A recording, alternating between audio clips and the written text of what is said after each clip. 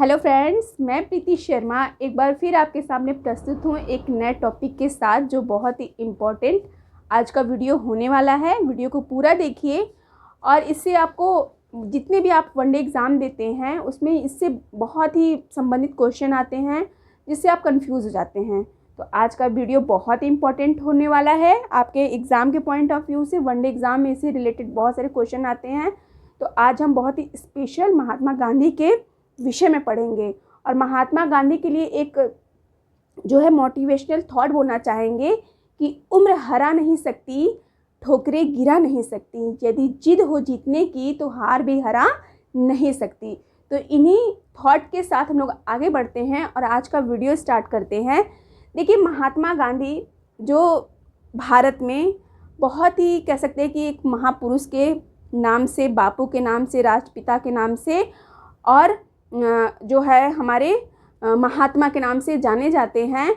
और उन्होंने अपना भारत के स्वतंत्रता में बहुत ही बड़ा अपना योगदान दिया है, जिसे हम 2 अक्टूबर को कह सकते हैं राष्ट्रीय पर्व के रूप में मनाते हैं। तो चलिए इनसे संबंधित और इनके साथ ही जुड़ी जितनी भी घटनाएं हैं, चाहे वो कांग्रेस हो या कांग्रेस से रिलेटेड जो भी घटनाएं हैं, सत्याग्रह हो, आंदोलन हो, असहयोग हो, इससे रिलेटेड चीज़ें आज हम देखेंगे कि प्रथम बार इन्होंने क्या, कब और कैसे किया। तो चलिए स्टार्ट करते हैं। तो देखिए, महात्मा गांधी जैसे कि आपको पता है कि एक बैरिस्टर के रूप में इन्होंने दक्षिण अफ्रीका में पढ़ाई की, ठीक है। तो उनका वहाँ से भारत में पहली बार आगमन होता है। कब होता है? 1901 में होता है, कोलकाता में होता है। और यहीं पे कांग्रेस अधिवेशन में इन्होंने शामिल भी हुए, ठीक है। अब आइए दूसरी अगर देख लेते हैं कि वहाँ पे दक्षिण अफ्रीका से उनकी वापसी कब होती है। तो दक्षिण अफ्रीका से उनकी वापसी 9 जनवरी 1915 होती है। इसे स्वदेश वापसी के नाम से भी हम जान सकते हैं। इसी समय से ये स्वदेश में अपने भारत में वापस आ गए थे, ठीक है। और इसी समय जो है 1915 में ही इन्हें केसरे हिंद के नाम से किसने संबोधित किया? तो इन्हें लॉर्ड हार्डिंग ने केसरी हिंद के नाम की उपाधि दी, ठीक है। तो ये भी आपको ध्यान में रखना है। अब आइए नेक्स्ट इनका कुछ इंपॉर्टेंट चीज़ देख लेते हैं कि 1916 में बीएचयू में प्रथम बार, है ना, या प्रथम अधिवेशन में इन्होंने प्रथम बार संबोधन किया जनता को, ठीक है। तो ये इनका प्रथम कुछ मतलब मेन कोटेशन हमने या मेन पॉइंट्स देख लेते हैं। और 1916 में ही लखनऊ अधिवेशन हुआ। इसी में ही जैसे नरम दल गरम दल का सम्मेलन, मतलब उनका दोनों मिले इसी मंच पे लखनऊ अधिवेशन में ही। तो 1916 भी एक हिस्टोरिकल या ऐतिहासिक रूप से बहुत ही महत्वपूर्ण है, ठीक है। 1917 में चंपारण में पहला या प्रथम सविनय अवज्ञा आंदोलन इन्होंने शुरुआत की। चंपारण में पहला सविनय अवज्ञा आंदोलन की शुरुआत की। और इसी समय इन्होंने साबरमती आश्रम की भी स्थापना 1917 में ही की, ठीक है। तो ये चीज़ें, साथ ही साथ 1917 में ही इन्हें महात्मा की उपाधि रविन्द्रनाथ टैगोर ने दी। बापू की उपाधि गुजरात के, या कह सकते हैं कुछ कहते हैं गुजरात के लोगों ने दी, या कुछ कह सकते हैं कि सुभाष चंद्र बोस जब रेडियो से संबोधित करते हैं तो उन्हें राष्ट्रपिता अर्थात गुजरात में उन्हें बापू के नाम से जाना जाता था।